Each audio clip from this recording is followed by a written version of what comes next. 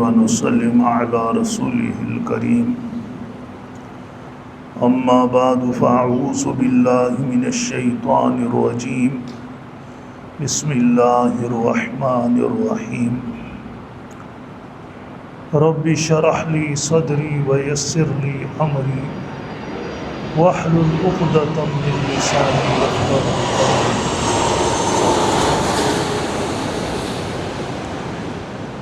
إذ قال لأبيه يا أبت لم تعبد ما لا يسمع ولا يبصر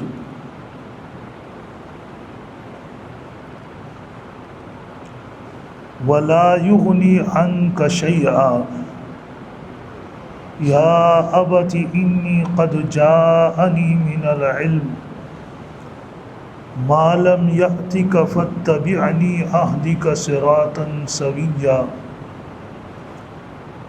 يا أبت لا تعبد الشيطان إن الشيطان كان للرحمن عصيا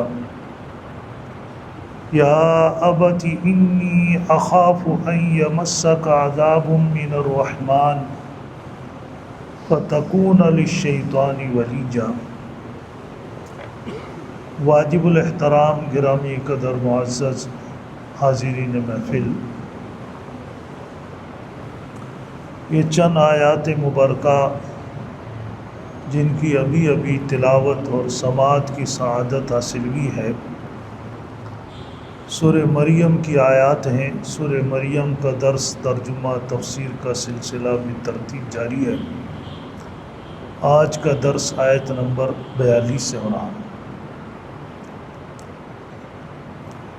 قرآن کریم کے جتنے بھی احکامات ہیں، تمام احکامات کے قیامت تک آنے والے تمام انسان اور جنات اس کے مخاطب ہیں۔ وہ سب انسانوں اور جنات کی ہدایت کے لیے اللہ کی آخری کتاب قرآن کریم ہے،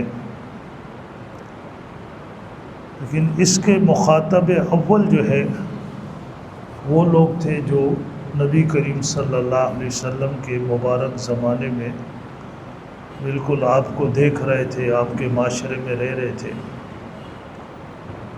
مکی صورت ہے سورہ مریم، اور مکہ کے لوگ، مکہ مکرمہ کے لوگ اس وقت زیادہ تر بت پرستی میں، شرک کے اندر مبتلا تھے۔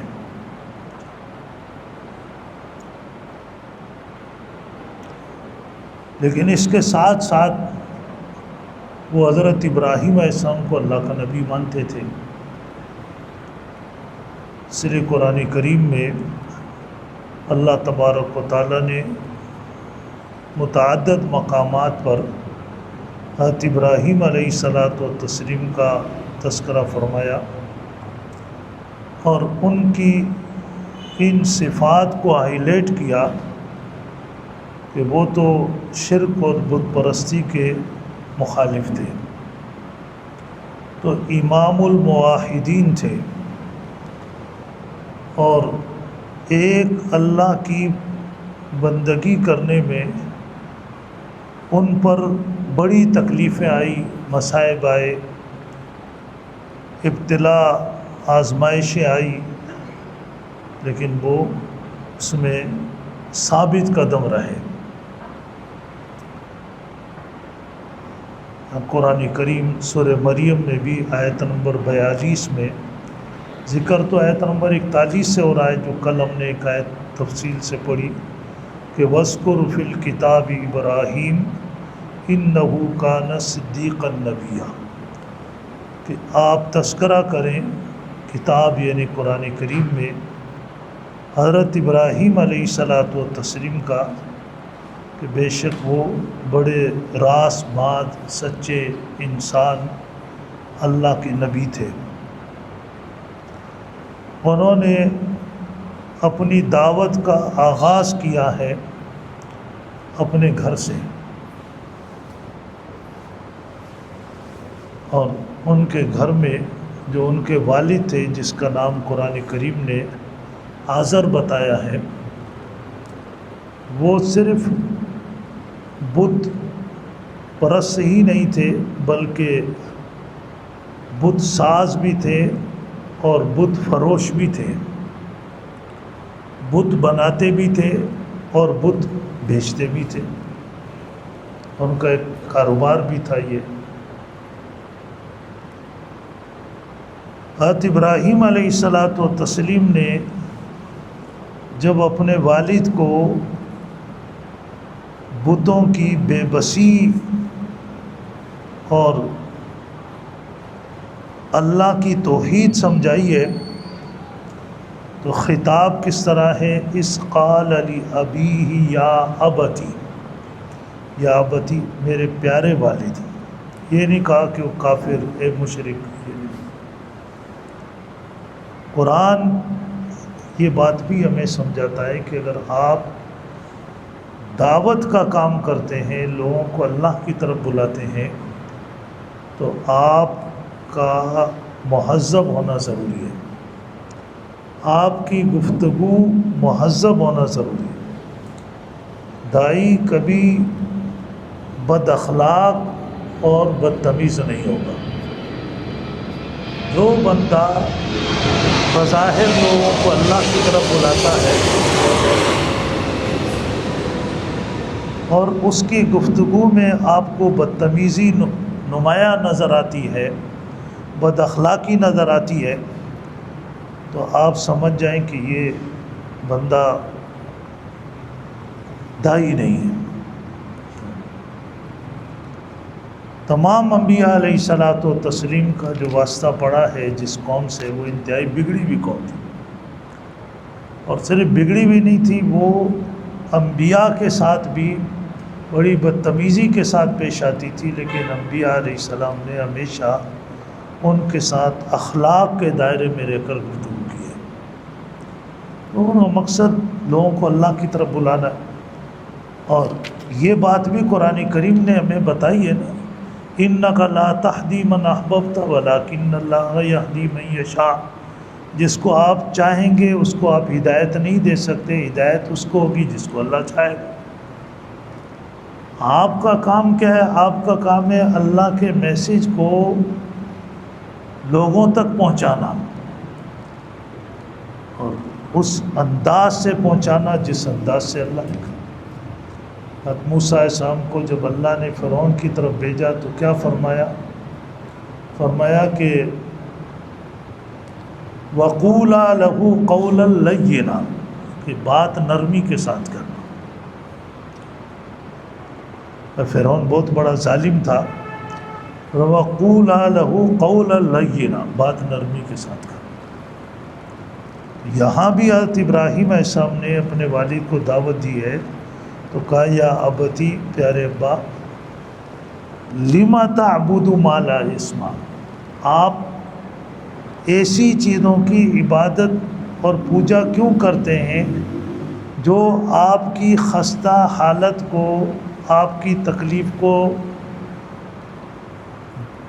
سن نہیں سکتے، آپ کی فریاد کو سن نہیں سکتے، ولا یبصر، آپ کی خستہ حالت کو دیکھ نہیں سکتے، ولا یغنی عنک شیئا، اور آپ کو کسی قسم کا فائدہ نہیں پہنچا سکتے، آپ کو شر سے بچا نہیں سکتے، آپ کو خیر سے ہم کنار نہیں کر سکتے۔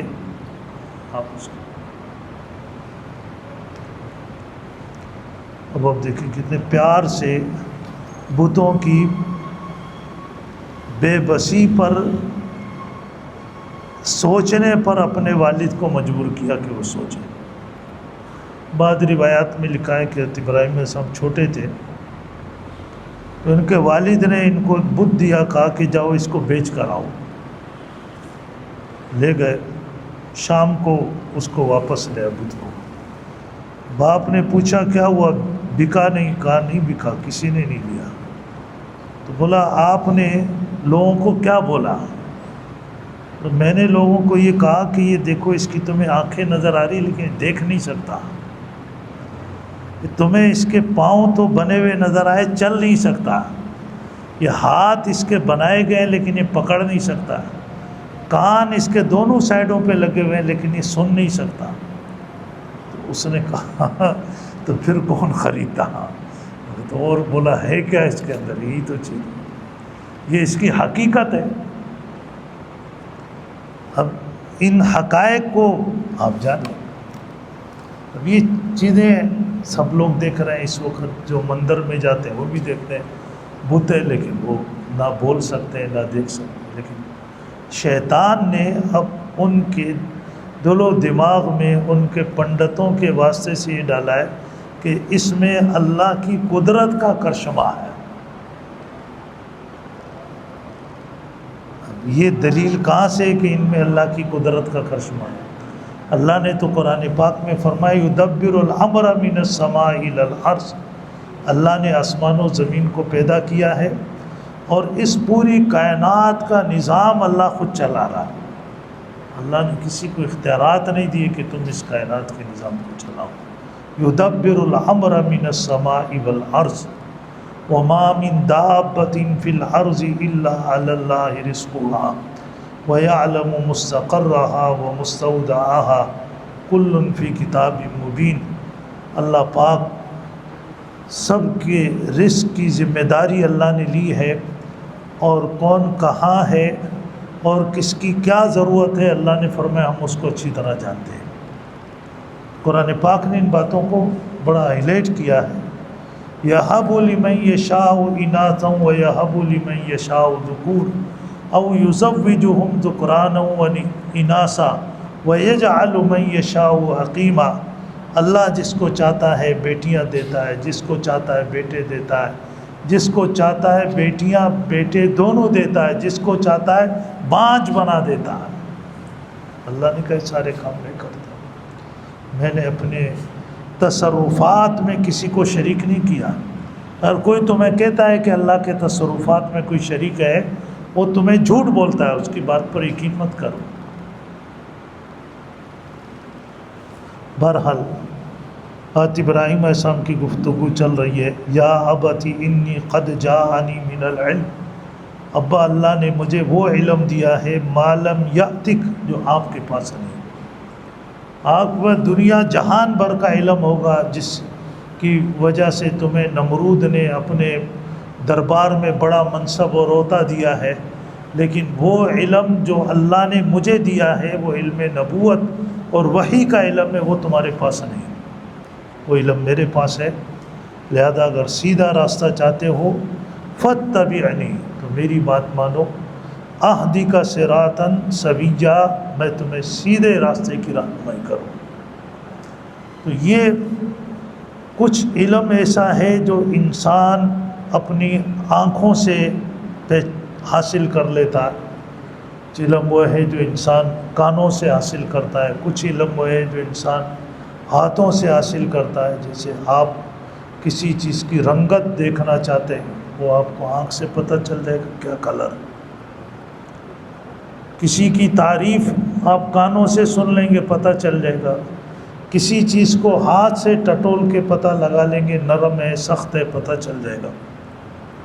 لیکن اس بات کا علم کہ میں کیسی زندگی گزاروں جس سے اللہ مجھ سے راضی ہو جائے، یہ نہ آنکھوں سے پتہ چلے گا، نہ کانوں سے پتہ چلے گا، نہ ہاتھ سے پتہ چلے گا، یہ پتہ چلے گا وحی کے ذریعے سے۔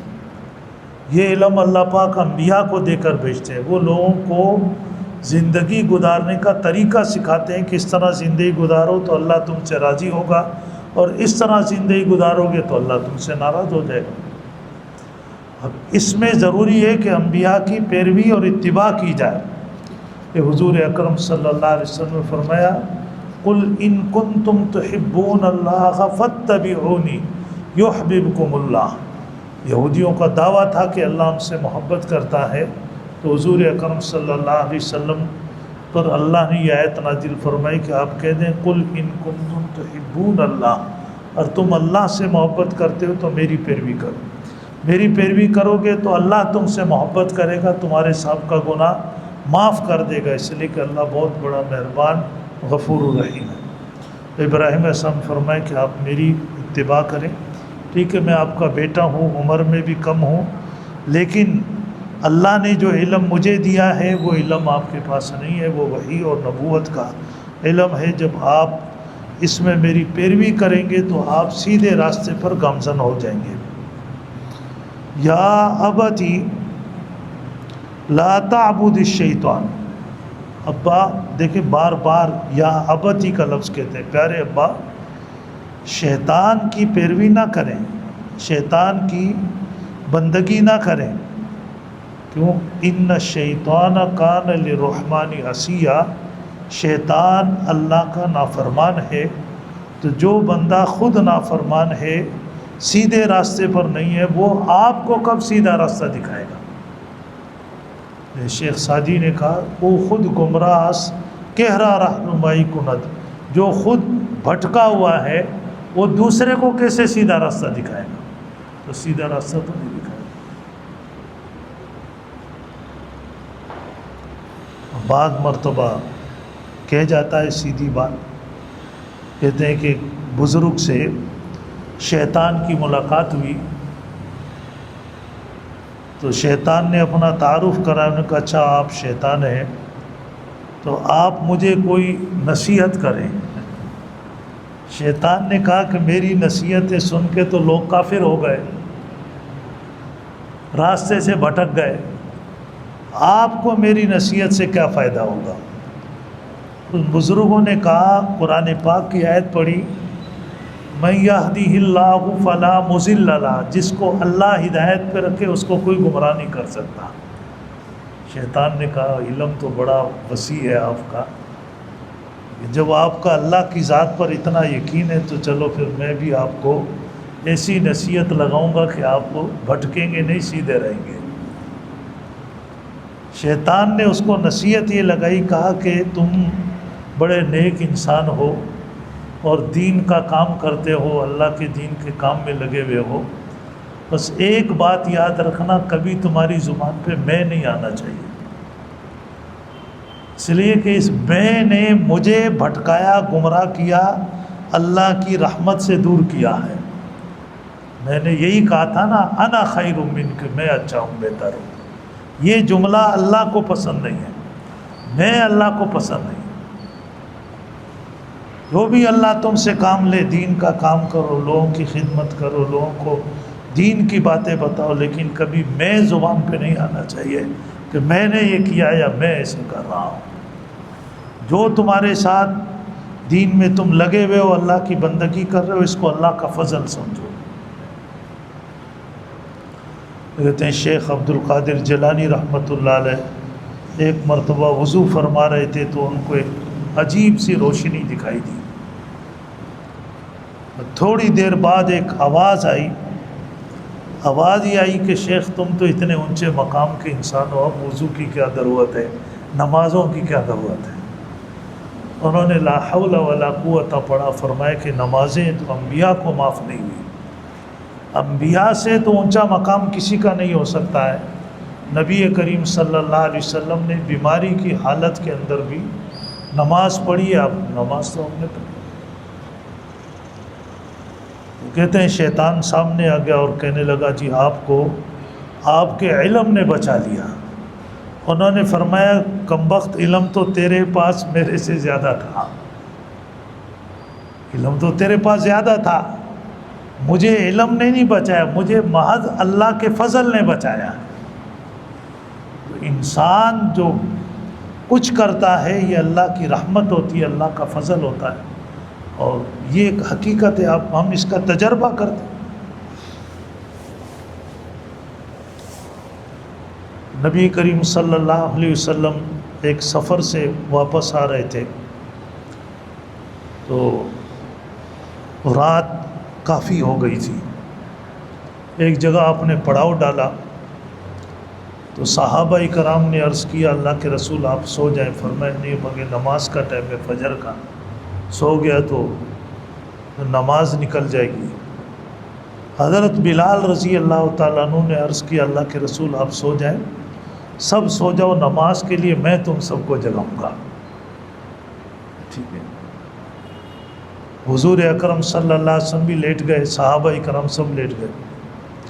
حدیث میں آتا ہے کہ بلال رضی اللہ تعالیٰ عنہ کا جو اونٹ تھا وہ اپنے اونٹ کی طرف، اونٹ بیٹھا ہوا تھا، اس میں کجاوا لگا ہوا تھا، اونٹ پہ جب کجاوا ٹائٹ قسم کا کسا ہوا ہو تو پھر وہ اسے بدکتا نہیں ہے. اونٹ کی طرف ٹیک لگا کر اور چہرہ انہوں نے مشرق کی طرف کیا، یوں بیٹھے. چونکہ صبح صادق کی روشنی یہاں سے نمودار ہوگی تو جیسے ہی میری روشنی پہ نظر پڑے گی میں ایک دم سب کو اٹھاؤں گا. لیٹ گئے. حضرت بلال رضی اللہ تعالیٰ عنہ کو بھی نیند آ گئی، سو گئے.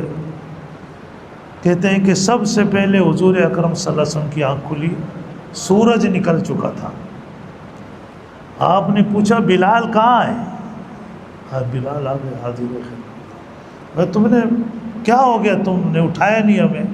کہا اللہ کے رسول میرے کو بھی اللہ نے سلا دیا. تو اللہ نے نیند غالب کر دی، اب انسان کیا کر سکتا ہے؟ تو یہ انسان کی کمزوری یہ ہے کہ آپ عبادت بھی جب کر سکتے ہیں جب اللہ کی توفیق ہوتی ہے. ہماری صحت ہے، ہم آ جاتے ہیں عبادت کر.